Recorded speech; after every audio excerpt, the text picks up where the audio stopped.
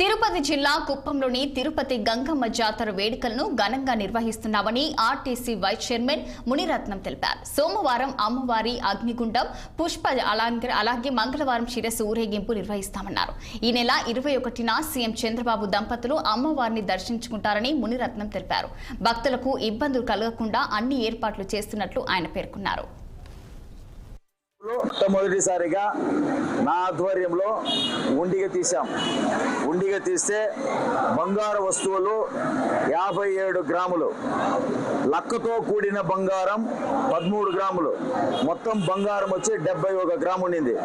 వెండి వస్తువులు 169 గ్రాములు ఉండింది. నోట్ల కట్టలు 20,27,570 రూపాయలు నోట్లు ఉండింది. చిల్లర 1,03,480 రూపాయలు ఉండింది. మొత్తం కలిపి 21,31,050 రూపాయలు నిన్న తేలింది.